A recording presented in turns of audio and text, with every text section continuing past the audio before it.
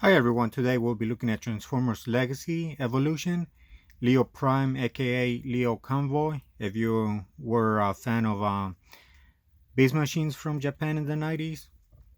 So I'm really surprised that Hasbro did decide to include this character in the line, so I'm really glad they did. I know that I really wanted it to be included in the line, so it's good that they're also including Japanese characters. I know he has had some history in probably some U.S. comics, but this design is based on the anime from Japan. I don't know if it was Beast Wars Neo or Beast Wars Second, but it's from one of those two animes right there. So hopefully in the future we also get Big Convoy. But if we don't, I'm happy because I think this new Leo Convoy scales better with a big convoy, so I'll be happy. If it doesn't happen, that's fine. But we'll just have to see. And as you can see on the packaging, on the back of the packaging, is just the standard figure displaying it in both of the modes. The lion mode, which as you can see, I don't know who designed the lion head sculpt. Uh, Looks really sad. It's not really that bad once you see it in person, but still it looks really weird. But yeah, as you can tell from the packaging, good old Hasbro, just damage everywhere. And over here on the side of the packaging, it's really great artwork too. So,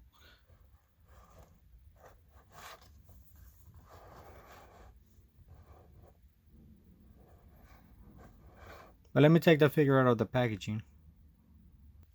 For this figure, I wanted to start in the lion mode. I think that's how this figure was designed. So that's how I want to start reviewing it.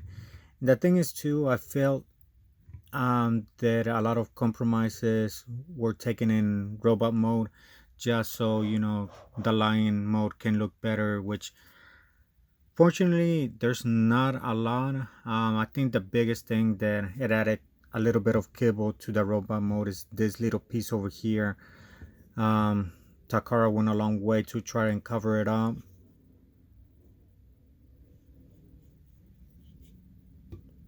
So one of the features too in lion mode as well is the missiles, where you flip up his fur, and then you can also turn the side panels and attach the side missiles too if you wanted to.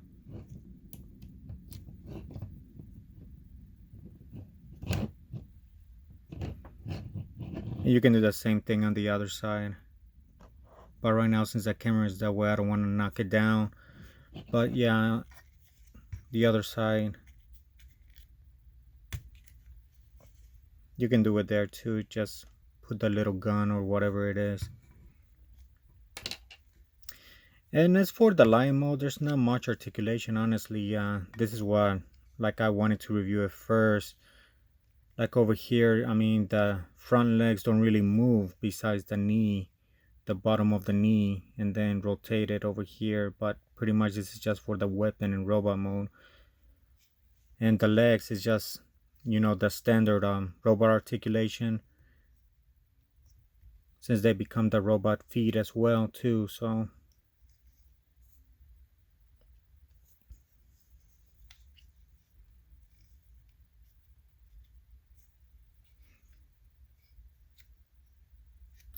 but yeah, let me start transforming him.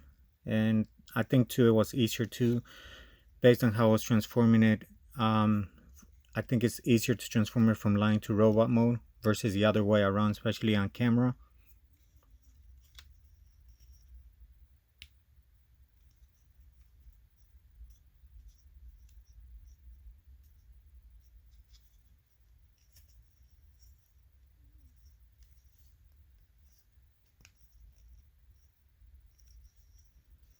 I think this is how the legs do transform.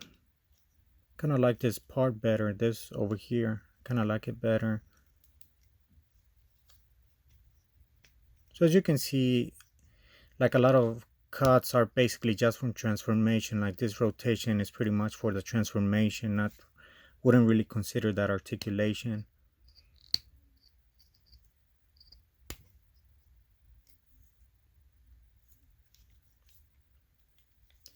Then I think here, I think it's better to, let me see, divide the chest piece over here.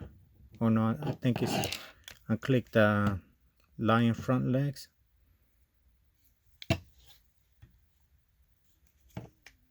Okay, and now, let me see.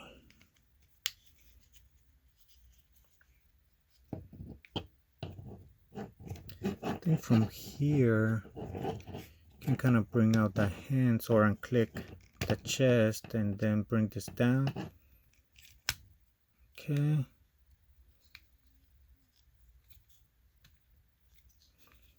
And I think this area rotates. Yeah, this is really one part that I really like about the figure. That this little piece over here on the stomach, and there's really nice detail here inside as well, but this little piece rotates. It only not only hides the head, but it rotates back. So at least they were able to reduce that kibble in robot mode. And then what you do is just bring the chest in.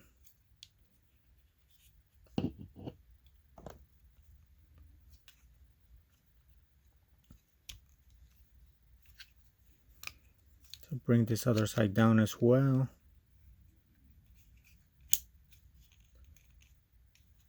So then his chest taps in place.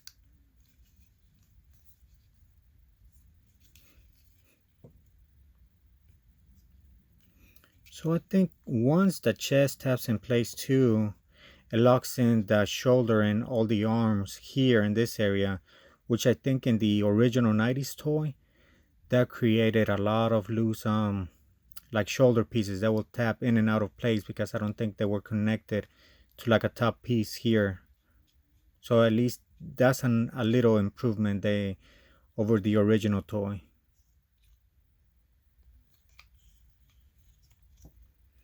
And then for the lion piece, I think what you can do, let me see, because you gotta rotate these pieces, so sort of like you rotate them to the right, I think. Okay, all right, I forgot that this middle piece stays in place, this one right here, and then the other ones, then that's when you rotate it.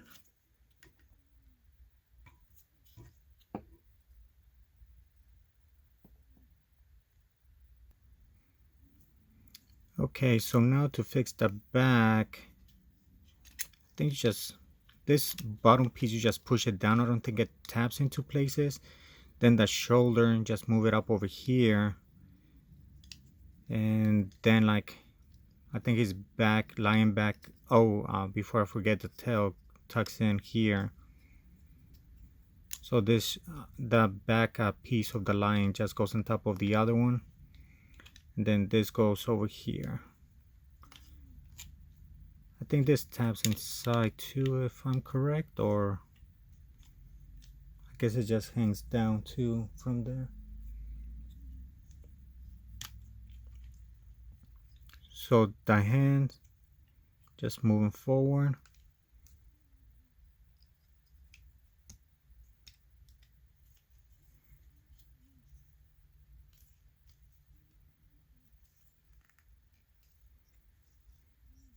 And this taps to the side of the arm. Same for the other side. Now, see, this is what I mentioned before, that I was not a big fan of how much kibble we were going to carry over from the lion mode, because look at this. You basically have a whole, what is it, lion foot and plus like shoulder piece just hanging off the robot. Versus if it would only been this piece, it would have looked better. But now you have this additional piece. And you can fold it like this. And I know the original toy, and animation has it as well, but I'm not a big fan of it because it does, to me, it does get in the way.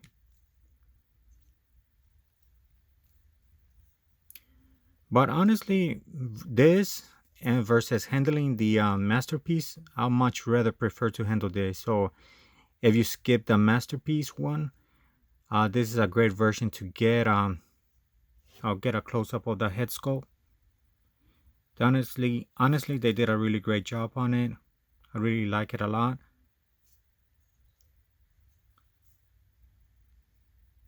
Still looks like Optimus Prime, but I mean a different character. And I don't know if in Japan he was Optimus, the original one, or just a new Optimus. So I'm not really familiar with the story. And as you saw when I was transforming, the matrix does pull out. I mean, does pop open.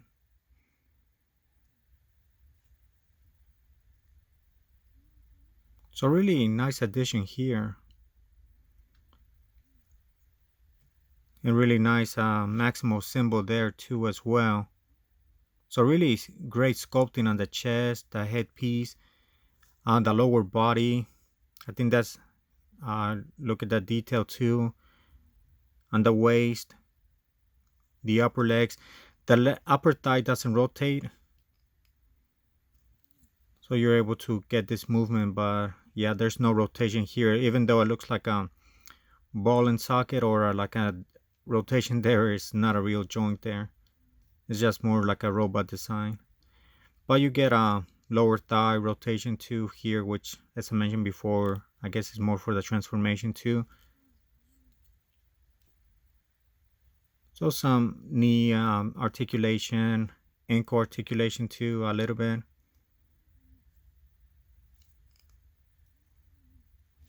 And if you wanted to, you're able to move the guns here, attaching to his hands.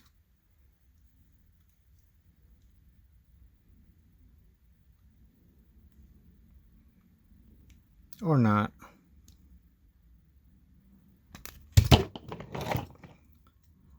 Yeah, it's not that easy, unfortunately. Let me try on this one. There we go. At least I got it to work on this arm, or that hand. So that's one feature you have. The other feature too, you can attach them to the side, flip this over. I think both of them should attach here. So if you wanted this one or the other variation, which is more like a missile. So there you go. And then too, I think Takara, they knew that they had no place for the leg. They just also, if you really wanted to, it could be a weapon. So a blade does come out too. I think it's like this. Let me look at the packaging. Oh, you turn it down. So yeah, there you go. If it bothers you, like it bothers me, at least you can say that, you know, the lion foot becomes some claws in robot mode. But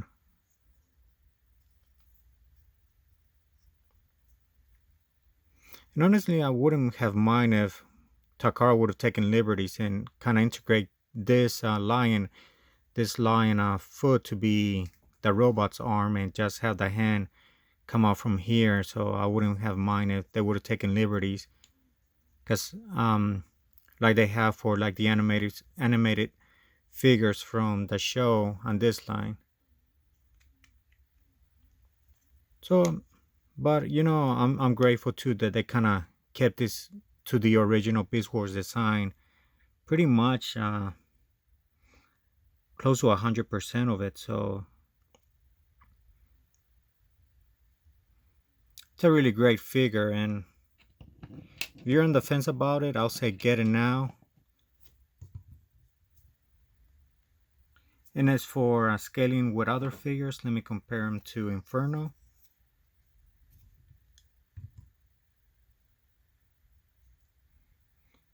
So here he is next to Inferno. He's on the shorter side of a Voyager, as you can see.